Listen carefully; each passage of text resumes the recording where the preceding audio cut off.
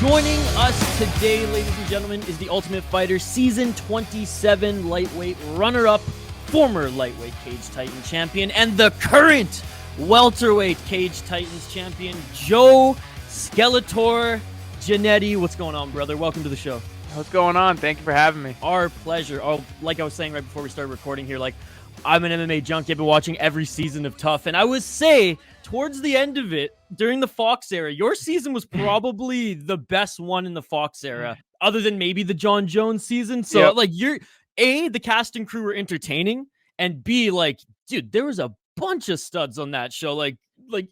Just quickly speak on some of the cast and crew and your time just on the Ultimate Fighter. Yeah, I mean, everybody was awesome, and it's especially cool looking back now because, obviously when we first get on the show, we're just a bunch of local fighters, so it's we don't think anything special of the other guys. But, now looking back at Bryce Mitchell, that was my boy. We were roommates. That's awesome. He's just such a good dude, and he's so funny, and now seeing all my friends that are like, dude, that Bryce Mitchell guy is so crazy. I'm like, yeah, I lived with him for 6 weeks. I know he's crazy. So stuff like that is really cool. But yeah, no, that was an awesome experience. And, I'm also the same way. I've seen every season of TUF, maybe except for the last couple. I don't blame you. Me and my former roommate before I had moved, we binge watched every season of TUF before I left for the show. And so I was like, all right, I wonder if there's any details I can pick up before I go, kind of how the day is going to run and stuff like that. So we binge watched everything. And I will say the biggest thing I picked up on was every episode, these dudes are running on treadmills. I hate running. So before I left, I was running every single day because I was like, if I get stuck on this treadmill, I'm going to be miserable. Hey, well, at least you get screen time. Exactly. Hey, I'm running on the treadmill. At least they're gonna I'm gonna be in a ton of B-roll. Yeah. Dude, that's awesome. And I know you get asked about that all the time, so we won't dive into it too much, but I just wanted to, quickly right off the hop, because I know there's a lot of fans and subscribers of this channel who watch TUF, so I know they would want to know just a little bit of your experience there. But I want to say congratulations to you on your recent title victory. Let's start there. I follow all your vlogs, so I got the full story, but for those of you who are not subscribed yet to the channel, link is in the description, it's in the comments. Go check out Joe's channel.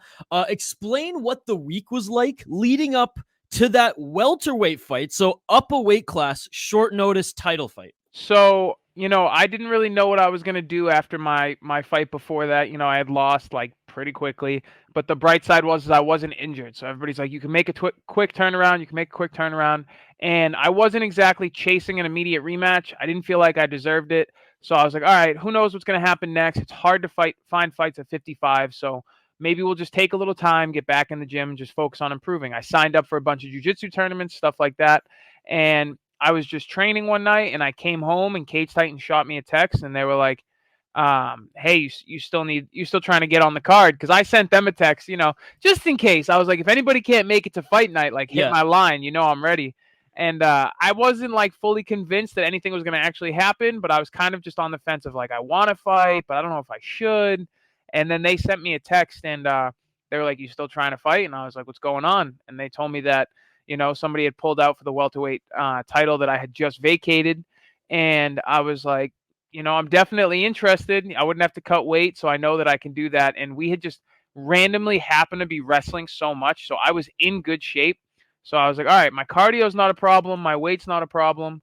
I was like, I can do that. And I told my coaches, and they were like, I like the matchup. And so I was like, you know what? Screw it. What's the worst that happens? I did my full fight camp at AKA, and I lost. We can't wait for everything to be perfect. So, it wasn't as much it was a short notice fight, I just kept telling myself, you're not fighting on 10 days preparation. You're fighting on the 10 years you've been training, and all of that isn't for nothing. So I carried that with me going into fight week. Didn't have to cut any weight, and we just trained so hard. We wrestled for 10 days every night, so damn hard, and it just gave me so much confidence going into fight night.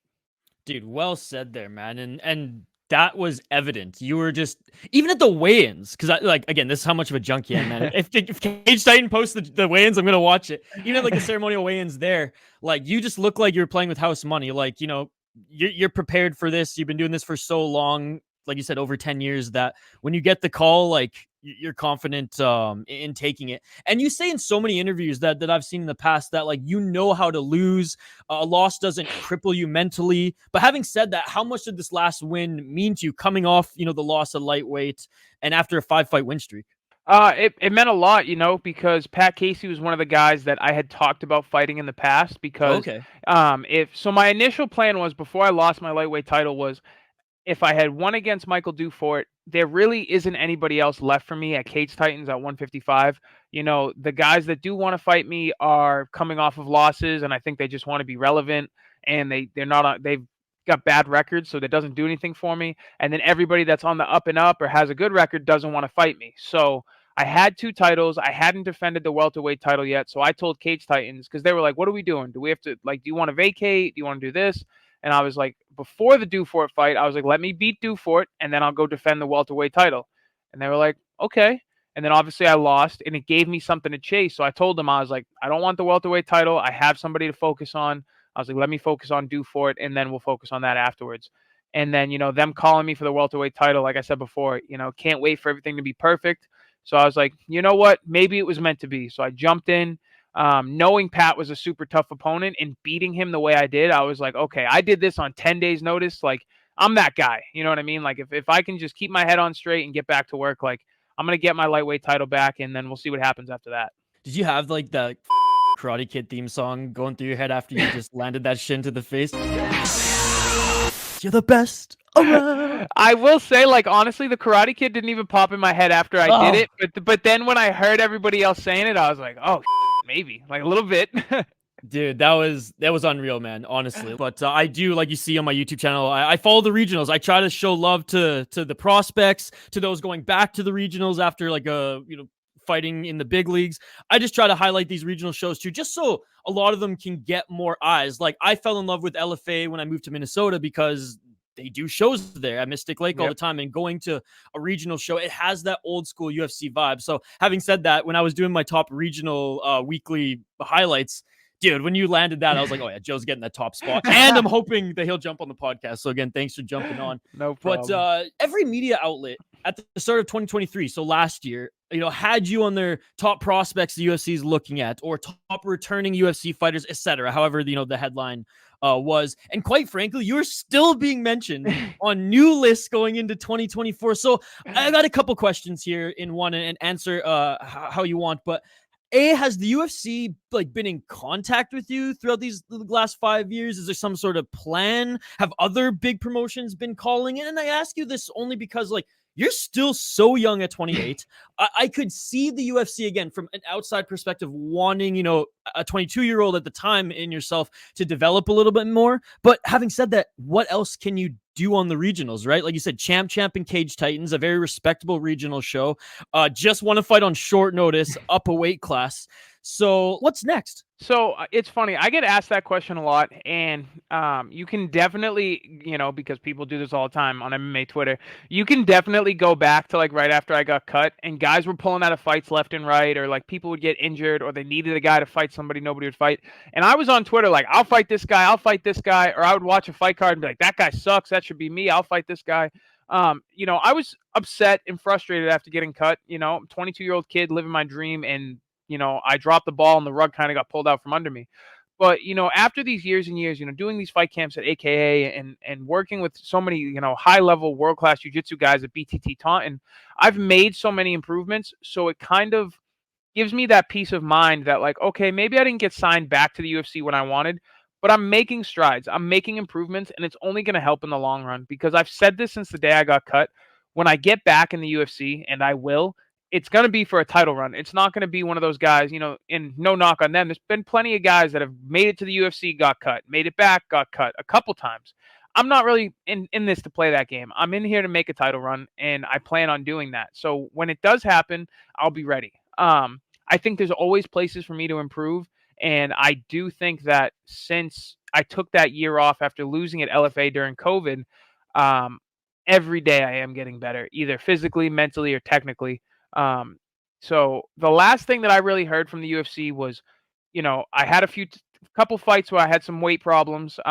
Just I've been trying to get this weight cut stuff to a science. You know I can make weight, but I want to make weight and not put my body through hell. I want to do it in Yeah. a healthy way, be able to perform. And, some trial and error. I messed some things up and I never made any excuses. So UFC said, fight, contender series level guys, make weight, win. And that's just what I'm trying to do. I've got my weight cut down to a science. I'm fighting the best guys that I can find. Even my upcoming opponent at welterweight, he's a contender series vet. So this is the exact guideline that Sean Shelby wanted me to follow. But that's really about it. There's really been no like do this and this and we'll sign you. Nothing like concrete, just kind of a guideline. And I'm just in the boat where I'm controlling what I can control. My teammates and my fiance and my friends are all up in arms, like, what the hell? Why aren't you in the UFC? This, and this. And I'm like, trust me, I get it. But, we can only control what we can control. No, it's good you're in that mindset too. And like you said, training at AKA, like, and doing some of your camps there. I mean, you're training with some of like the best of the best. And I mean, I know on TUF you got that introduction, right? Like Cain was on, like Cain Velasquez, arguably one of the greatest heavyweights of all time, was on DC's team. Who else was on the coaching staff there? And obviously working with DC, who clearly you and him like built some chemistry right off the bat on the show. Yeah, for sure. So, we had DC, of course. We had Cain Velasquez. He was awesome. We had Javier Mendez. Oh, yeah. It was awesome having him there for a little bit. We had Rosendo Sanchez, DC striking coach, and we had Crazy Bob Cook, just all these guys that we were building relationships with. DC, I don't know if they aired it on the show. I don't remember, but DC brought Jordan Burroughs in for a couple days. Wow. So like for me personally, like I wrestled in high school. I was horrible at it, but I did wrestle in high school. But like, when I was wrestling, I was looking at Jordan Burroughs tapes every day. I was watching Jordan Burroughs. I was all in on Jordan Burroughs. Actually, the shoe I got behind me, that's actually Jordan Burroughs signed my wrestling shoe. We were like mid-practice, and I took it off. I was like, dude, I need you to sign this. That's so cool, man. So it was just like really cool getting that work with, the best heavyweights of all time, these legendary coaches, the best American wrestler of all time. It was just such an awesome experience. That's so awesome. We talked a little bit about the path to UFC, and it's good that, despite not having a plan concrete by Sean Shelby, at least there's a guideline. So they're still keeping tabs, right? So if you got the ticket to the big show next, say tomorrow, who would you want to realistically, fight? Maybe a guy that you've known from the regional, maybe a guy you've been keeping tabs on. What's a potential name? And for the record, by the way, I hope when the day comes, and it will come, that you beat the shit out of Paddy Pimblett. But anyway, send him back to the donut shop. But anyway, so you took my answer. I mean, that's who I want to fight. Let's go. That's another one where I took that fight on short notice. Unfortunately, didn't make the weight. And it kind of snowballed into something I didn't think it would turn into. Like, I lost an ungodly amount of weight and got super close, and then it became unfortunately turned into he said versus he said. But I cut like almost 30 pounds, and then I was off by 4 pounds, and then on 3 different scales I was off by 4 pounds, and then I stepped on the official Cage Warriors scale and I was off by 8 pounds. So then I was just like, I don't know what's going on. I was like, but that was the weakest I've ever been. And I said this to Paddy when he decided not to fight me. I said, you messed up. This was your chance to beat me. This was your night. When I came home from England and got back to lifting, dude, I picked up the bar. I was benching and the bar was heavy. I was so weak. I was like, it was the most unhealthy weight cut I ever did in my life. It was what, 25? It was like 25 pounds in 8 days or something, right? It was like something crazy like that. So it was 11 days. It was 20.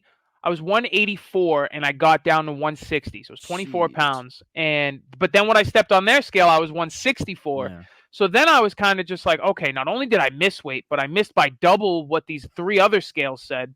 And it snowballed into Paddy flipping out on me. And, I'm already dying from being out of the sauna, and I'm a stubborn asshole. And so he's yelling at me. His coaches are yelling at me. So I'm not going to sit there and take it. So I yelled back. And I was just like, dude, let's not pretend I didn't just lose 24 pounds on 11 days notice, fly across the country to save your fight, because Cage Warriors told me there's nobody else that will fight Paddy Pimblett on 11 days notice. And then it turned into, you took this opportunity from someone else. Somebody else could have done this. And I have no problem with any promotions out in the world. But then Cage Warriors kind of lied and went out and said that they decided not to take the fight or allow the fight to happen because they didn't feel like it was safe. even though they told me they tried everything and Paddy said no. Uh, So stuff like that was really, left a bad taste in my mouth. I still love the promotion. I'd still love to fight for them one day, but I'm not going to let anybody lie to drag my name through the mud to build their star. And I had fans that I had met in the UK messaging me because they were like, "Are you still coming to the fight?" And I was like, "It's probably best I don't show my face." And they were messaging me like, "Dude, they're telling people that Paddy accepted the fight, but the promotion said no. Meanwhile, the promoter said, we have to give him half of your purse to make the fight happen." And I said, give him my entire purse, give him my show money. And then after I beat him, give him my win money. Bruh. I just want to beat him. And they texted me that night and said, we tried everything. Paddy does not want the fight. So then to have Paddy on Twitter giving me and then have the promotion going live and flat out lying, this isn't talk. This isn't me trying to ruffle feathers, but that's just what happened. They lied. And it is what it is. I'm not salty about it anymore, but I will defend myself, because I tell people all the time, I'm far from perfect. I own up to all of my mistakes. And, people always still try to throw that in my face. Like, remember when you missed weight against Paddy? I'm like, yeah, I remember that. It happened. It's a fact. It's history. I missed weight against Paddy. I've missed weight a couple times, and I've never made an excuse for any of them. But, for people to kind of snowball it and make it something it's not, my favorite stigma, I think, in my career from like haters is like Joe never makes weight. And I always ask the same question. I'm like, tell me how many times I've missed weight, because you can count it on one hand. You know what I mean? I think it's 3. I've missed weight against Paddy Pimblett, Aaron McKenzie at LFA, and then Jacob Bone at Cage Titans. And I've fought 7 times as an amateur and 20, counting the tough fights, 23 times as a pro. So 3 times isn't really that bad. one on short notice and one on short notice. Yeah, one on short notice. So, I'll take those numbers. And like, it's also one of those things which still not making any excuses. I've fought multiple guys that have missed weight by over 5 pounds and I've beaten them. I've gone to draws with them. I've never lost to them. And I don't even mention it. So it's kind of just like that, getting the public eye on your side. So, stuff like that. Me and Paddy had our thing on Twitter, and then he kind of escalated it to, come meet me at the bar. And I told him, I was like, in America, that means like we're fighting. And then, and then me and my teammate went to the bar. So I was like, I don't know how it works in the UK. Maybe they have a like open combat policy. So I was like, let's go fight him. Let's go fight him at the bar. And then we got there and they wanted to like, have drinks and shake hands and, the little Share voice, some stouts. Yeah, and the little voice in my head is an idiot, and he was trying to be a good person, and he listened because Paddy and his team was like, "Listen, the fight's not happening. Let's shake hands, go separate ways, and if it happens in the UFC, it happens." And the devil on my shoulder is like, slap him, and the angel on my shoulder is like, he's extending an olive branch, shake his hand, be the bigger man, and walk away. So I did that, unfortunately. And then as soon as I got back to the hotel, he's on Twitter dragging my name through the mud again. And I was just like, well, I was at the bar. We could have just scrapped. So UFC, I don't care if Paddy's in the top 5, top 10, beats Tony Ferguson, loses to Tony Ferguson. I don't care about fame. I don't care about money. I want to beat that dude up. And there'll be plenty of other fights that I can make money on, but I just want to beat that dude up. What a gangster move. Keep my money. I'll still fight you just to prove that I can beat you depleted. So they were confused. They were like, because it's in the Cage Warriors contract, if you miss weight, you have to give, or you can give up to 50% of your purse to your opponent to try and negotiate. And when they said that, I said, give him it all. Give him my show and my win. I don't care about the money. It wasn't life-changing money. So if you take it, I don't care. I just want to beat the guy up. Dude, that's one hell of a story. And again, like I know I was joking saying, like, I hope you beat Paddy. I'm just as a fan, my mind. I'll be perfectly honest, I'm not the biggest Paddy fan because of just stories like that. And it's not just in your case. It's popped up a few times since he's, got famous in the United States. So yeah, I'm not really too biased when it comes to fight. There's a few fighters that I'm a fan of, kind of like how I'm a fan of my hockey teams, right? Like I love Charles Oliveira. I love Beneil Dariush. Back in the day with Silva, Anderson Silva, GSP, right? But for the most part, I just love watching good fights. But there's just some things, with that guy that I'm still subscribed to his YouTube channel. I'll say 2 things. I'll say the best thing that he's probably ever done, and I can't stand the guy, but it's still a great thing, is the message he did about men's mental health after one of his fights. One of the best things he's ever done. I don't know if there's anything else good he's ever done. I'm sure there is, but that's what I saw. I like that. Still don't like him as a person. And I'll tell you, too, I am one of the biggest Charles Oliveira fans you will ever meet, and I have now twice have to root against him because he's fighting my teammate, Islam. So the Oh first no. fight, everybody's asking me who's gonna win, and I was like, Islam's gonna win handedly, and I'm gonna be sad because I'm a huge Oliveira fan. And now they're gonna fight again, and I got to root against him again because he's fighting a teammate of mine. Oh man. Yeah, well again, like far from a teammate, but like I love Charles and Benil Dariush. So when they Yep. fought, I was like, like it's a win. It's kind of neutral. It's like I'm gonna be sad or Yeah, excited either sad way. and happy. Yeah. Yeah. I know you, and you mentioned your time with LFA. It didn't go as planned. However, both of the fights were good fights. You know, you only falling short via decision both times. It's not like you got beaten up or anything. But how would you rate the LFA promotion compared to some of the other regional shows in North America? Obviously, Cage Titans, it's great. It's in your backyard. It works for you. But out there's also the Cage Fury FCs, obviously LFA, let's say Fury FC as well. Which one do you think is the deepest, and why? And if it's Cage Titans, then like, by all means explain that as well. I personally think LFA is probably the deepest. I would probably say they're the biggest like UFC feeder organization the US has. Fury FC is also a sick promotion. I've talked, so I'm cool with Ed Suarez, the owner of LFA. I'm cool with the owner of Fury FC, like we've talked before. It was actually funny. After I think it was my second fight for LFA, they had the shuttle that takes you back to the hotel. I ended up on the same shuttle as Ed, and Oh no way. I had heard the name before, and I like knew who he was. But to me, I'd always known him as Anderson Silva's manager. Anderson Silva is Right. one of my favorite fighters of all time. So then when I saw him, I was like, you were Anderson Silva's manager," and he was like, "Yeah." And I fangirled for like the whole 20-minute ride back to the hotel. I was like, "I Wow. remember watching you on this and this when I first started training," and so like we hit it off. He's a super cool guy. The matchmaker over at LFA. Like we still talk all the time. I loved LFA. It felt like fighting for the UFC without being in the UFC. Everything down to the production, the staff, the cameras, everything. Even just like the gloves feel like UFC gloves. LFA. It was awesome. Fury FC's hit me up before to fight. I'm not really a big fan about fighting on Sundays, but I love the promotion. I've had teammates fight for them. They said they love Fury FC. The fights are bangers. They got some killers down there. But yeah, I would say LFA is definitely the deepest, and I'd love to venture back over there. I was trying to fight Aaron McKenzie again when he won the LFA title before he got Okay. on TUF. I still do want to fight for that LFA title.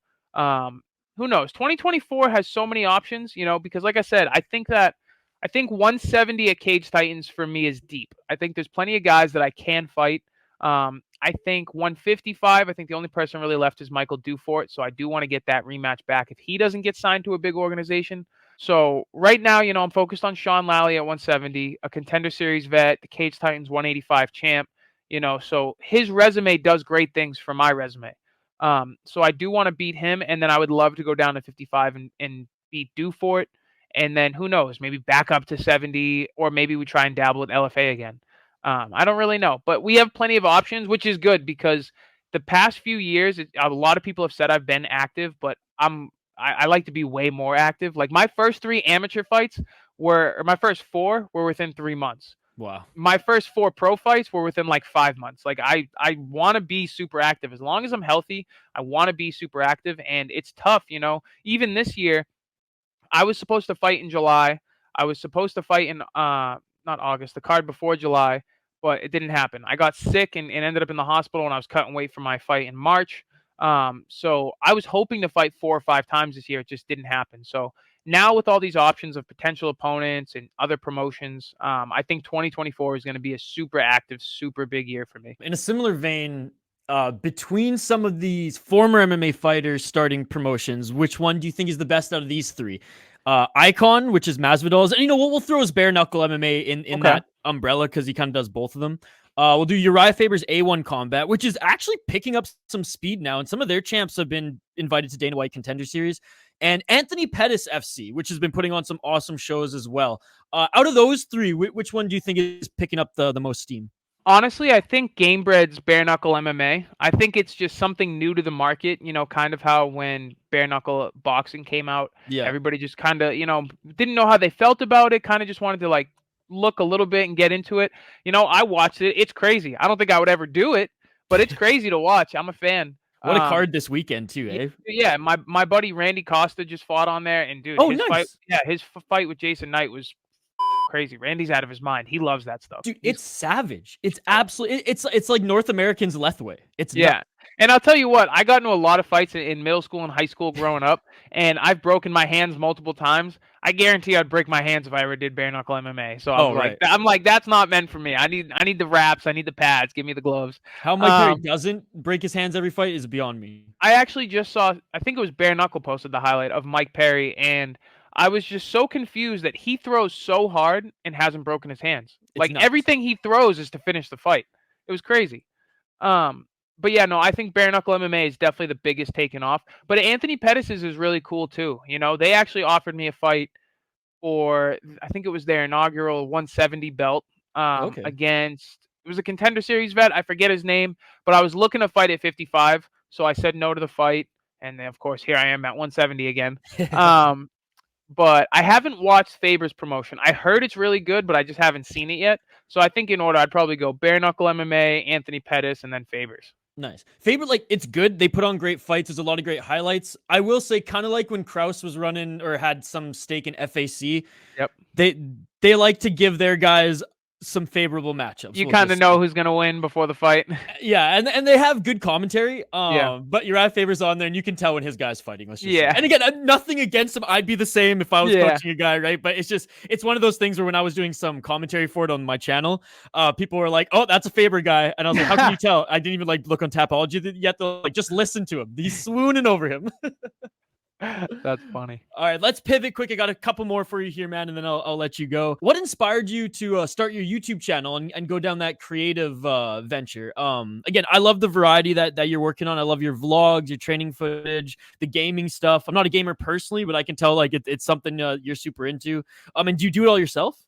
Yeah, so I kind of just like have been over the years trying to teach myself like editing and stuff like that. I played video games my entire life ever since I was a kid. I think the Game Boy was my first console, and then I got the Nintendo 64, and then kind of went backwards, got the Super Nintendo from my dad.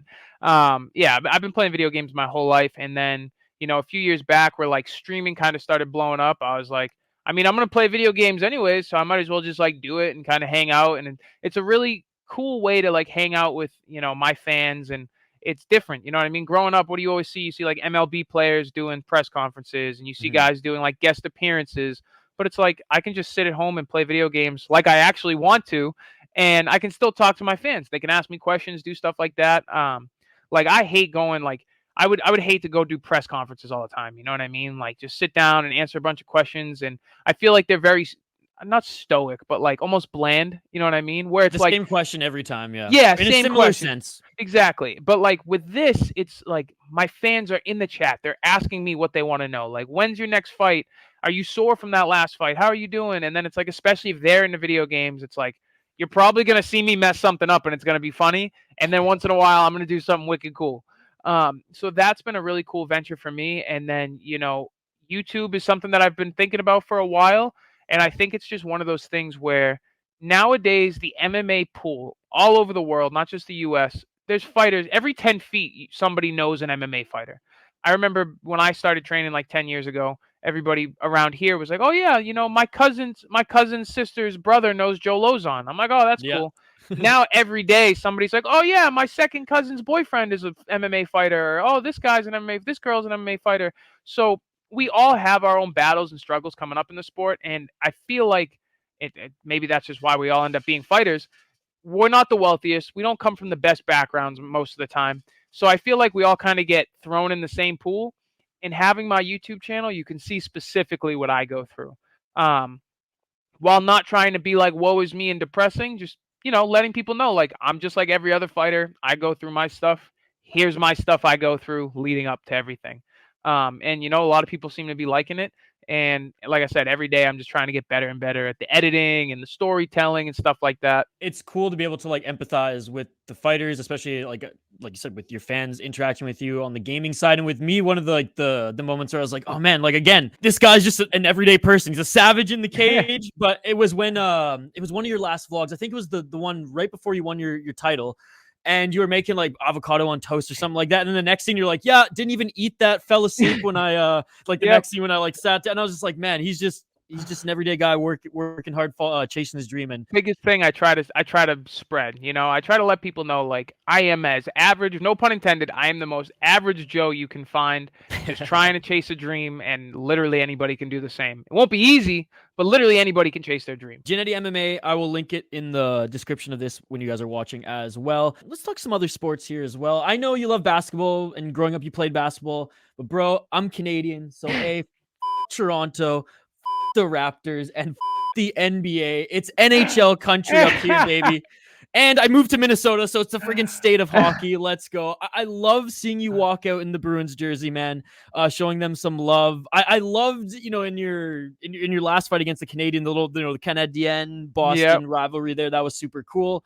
Let's talk about some hockey, man. Like, how big of a Bruins guy are you? And how devastating was it to fall to the Panthers last year after that legendary season? That was probably the most heartbreaking Bruins season that I've ever been alive for, to be honest. But when I was younger, I was probably the biggest baseball fan ever. So I toughed it out. I toughed it out with the Red Sox for years. So I'm like, I'm ready for anything nowadays. Right now we're dealing with the Patriots. The Patriots ain't doing so hot. But we've got the Celtics. Boo-hoo, Boston fan and no championships. Yeah, like, I'm spoiled, bro. At least, like, growing up, every year one team had my back. There was one parade like almost every year, and now I'm like, we're just like another city. You know what I mean? Patriots, you're like Minnesota. The Patriots aren't getting us a parade. The Red Sox aren't getting us a parade. The Bruins dropped the ball, so now it's like, all right, we're kind of back with the Celtics and Bruins. Bruins are a good team. They're a good team. Yeah, and what's funny too is, every Boston sport, I probably knew every player on every roster, all their stats. And then when I got into MMA, it's like my brain hit a switch. I don't know anything. I know scores, I know schedules, and that's probably about it. I could tell you all these fighters, their last fight, their last win. But, like, dude, I think it was when I fought Dufort, somebody was like, I did an interview, and they wanted to ask me a bunch of, like, old Bruins players. And I was like, I have no idea. And they were like, I thought you were a hockey fan. I go, I am. I could tell you, Stipe's third fight in the UFC 15 years ago, though. Dude, I totally empathize because I started my first venture after college, or dropped out of college for, was a hockey media company, actually, where we started a hockey. It was quite literally called, and still is running to this day, called the Hockey Podcast Network, and it was basically a hub for hockey podcasts where people can go and find all their teams. After I left that company and dove into MMA and this channel, it's the same thing. Like, I watch every single Wild game. I watch every single Canucks game, but, like, I'm not in it. You know what I mean? Like, I'm not playing fantasy. So, like, I don't know all, like, the rookies who are popping this year, and, like, the third liners on, I don't know, we'll say, like, fucking, like, the Buffalo Sabres. Like, I don't know who they are, right? Yep. Whereas when I was in it, man, like I said, like, I was playing the NHL video game, I could tell you every single one. But in 2011, when the Bruins beat my Vancouver Canucks, where were you? Because I was trying to escape a riot as the city was burning itself to the ground. So where were you back in 2011? I was a junior in high school. I was a senior, by the way. That was my graduating year. And we were going crazy. And when they won, I told all my buddies, I was like, bro, we got to go to the parade. We got to go to the parade. It was wild. And like I said, I'm spoiled. So it was just at the same time of, like, I was old enough to where me and my friends could drive around. I was like, we got to go to the parade. Yeah. But at the same time, I was kind of like, all right, here we go. Another parade. Like, we had so many. I was like, let's screw it. Let's just go. Oh, if only we could be so lucky. Yeah, I was downtown. I wasn't in the rink, but I was downtown, not where, like, the huge crowd was with the big TV, but funny enough, we found this, like, random little restaurant that, like, didn't have a lot of people in it. We told them they wouldn't even they didn't even have the game on. It was like some little, like, Korean bubble tea place straight up. It was like Korean drama, soap opera on the corner TV. I'm like, yo, can you play the game? The guy's like, what game? I'm like, the Rogers Arena's right across the street, dude, play the game. And so we watched it there. It was devastating. Luongo shit the bed. The entire Canucks shit the bed. Tim Thomas came out of the woods of Minnesota to win the series for you guys. But, dude, I literally had to escape. Like, within the first half an hour, it was like everybody was, like, hugging each other, like, oh, we'll get him next year, blah, blah. And then one kid, and I'll say kid because I think he was probably like 17 or 18, jersey in the cop car, gas tank, lit on fire, boom, and just, like, mob mentality. It just erupted. So I actually waved down a van, like, taxi with a few friends of mine, and no joke, a few people, like, left it, backpacks, put on their balaclavas as they were like running down the road. And we said the taxi driver, because I used to live on Vancouver Island, which is west of British Columbia. And we're like, take us to the ferry terminal. And the guy was like, thank God I got to get out of downtown. And it was wild, man. I had some friends who were trapped there. I had some friends who got like trampled and were like hospitalized. Wow. Like I've connected since like working in media with like journalists in the Vancouver area. And one in particular left like the Globe and Mail in Canada. That's like just a big like news, like world global news politic type outlet, less sports.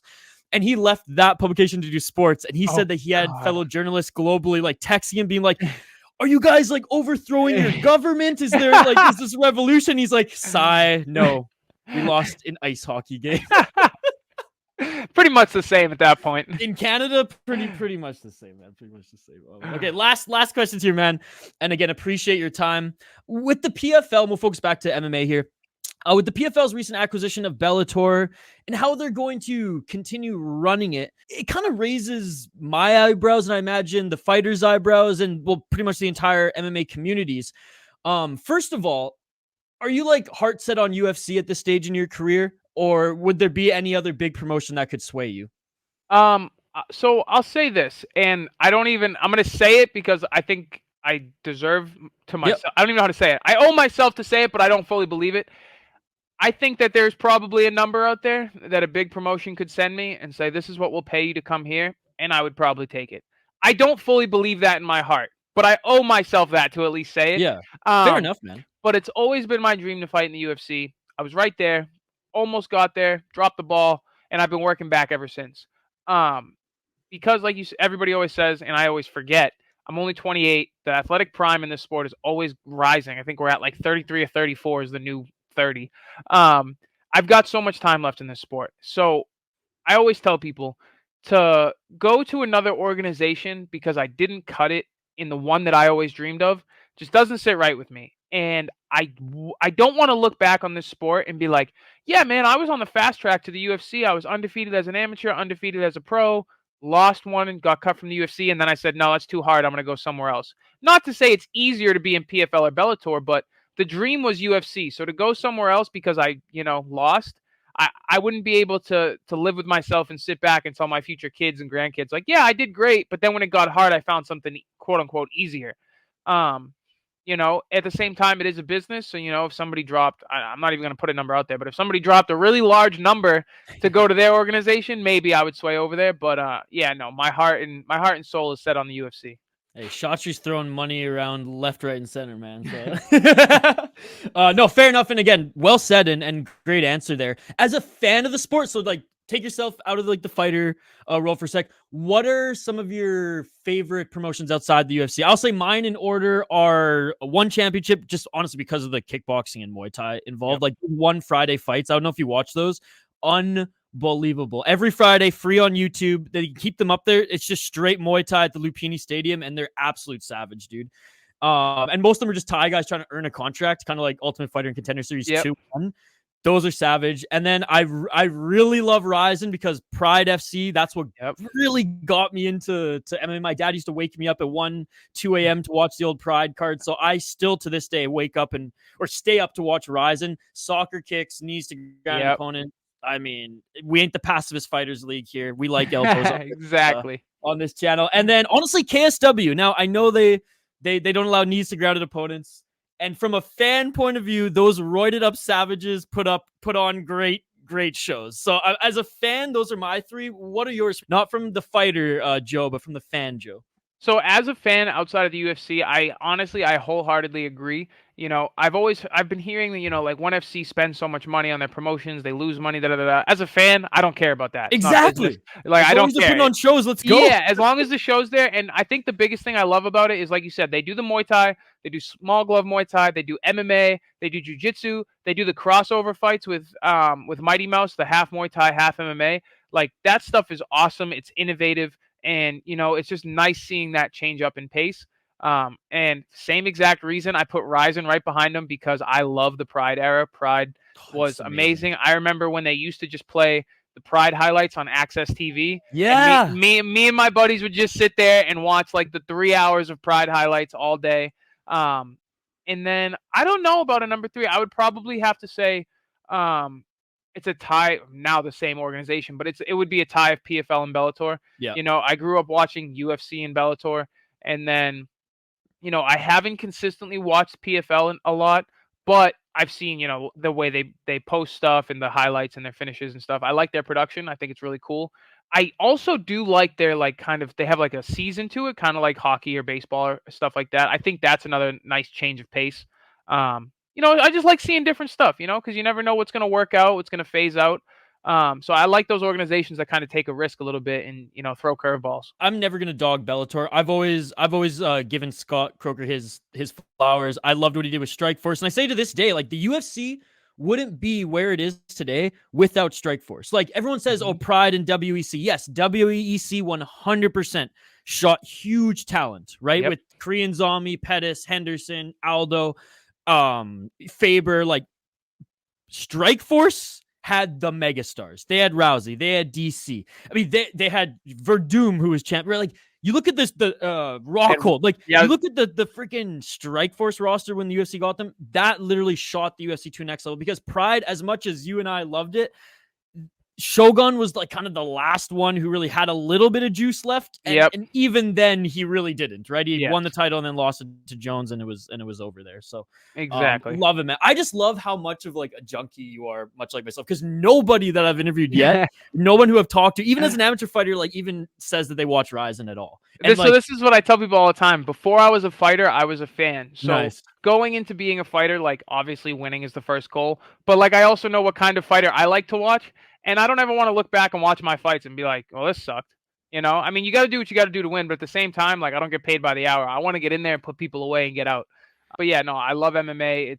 It's just one of those sports that when I first started watching it, I was hooked immediately. I was over my buddy's house and I was like, what the hell is this? And he's like, this is called UFC.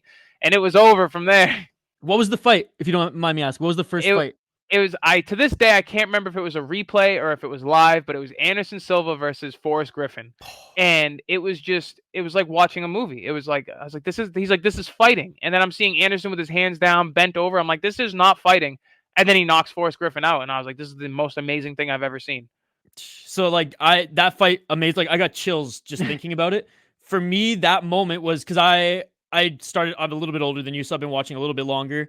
And when Silva made it look easy against Lieben, who was the top contender, that was the title eliminator fight to fight Rich Franklin, I was blown away. Because at the time, Lieben, like, he was paving the way for that style. Then Silva broke it and was like, no, this is the evolution. Yep. This is the evolution, and we're in the fucking Matrix. Yep. And then the way he did, and then, you know, when I got into the UFC, I went back and was watching all the old Pride, all the old UFC, seeing the way that, like, Rich Franklin was just running the show and then got steamrolled by Anderson Silva. It was just like, who is this guy? Yeah, Rich Franklin, he steamrolled through Stephan Bonner on the regionals. Rest in peace, Stephan Bonner. But like, he was a top prospect, and yeah, dude, Rich Franklin was a motherfucker, like, on the regional scene.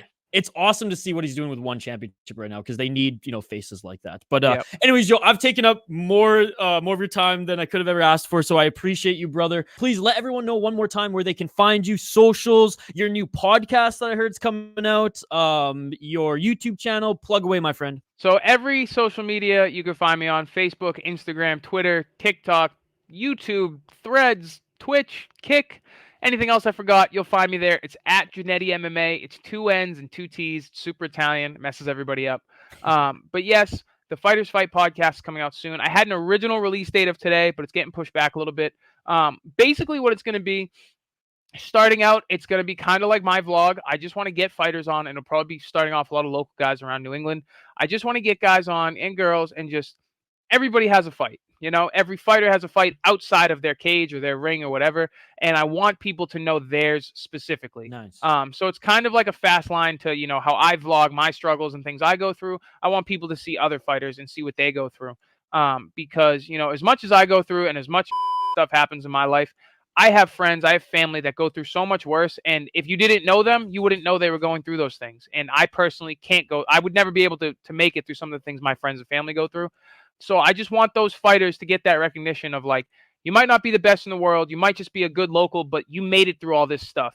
And then after a few episodes of getting some local fighters, I want to get some, you know, just some average Joes. You know, I got friends that work in media. I got friends that do different things, and I want to know their fight. You know, everybody has that fight. I want to know what you struggle through on your day to day. So my biggest, you know, I don't even know what to call it. Not a claim to fame, but people always say like, you're a badass because you're an MMA fighter. You know, you're a tough guy. You do this. And I'm like, I fight because I love it. I fight because I want to make this a career to support my family. But growing up, and I never knew what I was meant to do. Everybody like has that thing. What I can tell you I'm not meant to do is to work a 9 to 5, to work in a cubicle, to work manual labor.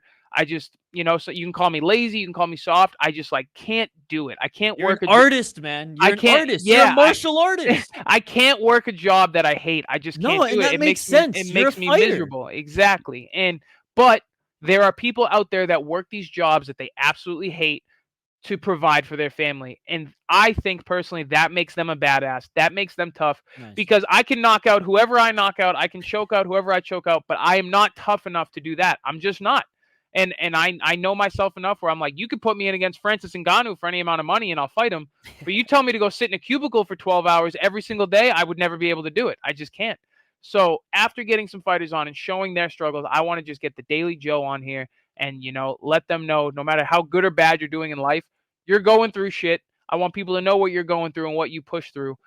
Because like I said, everybody's got to fight. Dude, that is amazing. I love your candor. I love how like self-aware you are and how like again, you're 28 years old, man. Like I feel like I'm younger than you. Now I'm in my 30s. So again, thank you so much for your time. Anything you need from us to help pump the podcast, anything you need technically on our side, the keys to the castle are yours, my friend. You know where to contact me. What we love to do on this channel is pump up the regional fighters and really just, like I said, highlight those who are working hard to reach their dreams. And you're one of the good guys, man. So again, thank you so much for your time. I appreciate it. Everybody, go check out Joe's social media. Check out his YouTube channel. Keep up the great work. And I look forward to talking to you again down the road. Thank you very much, bro. I appreciate it.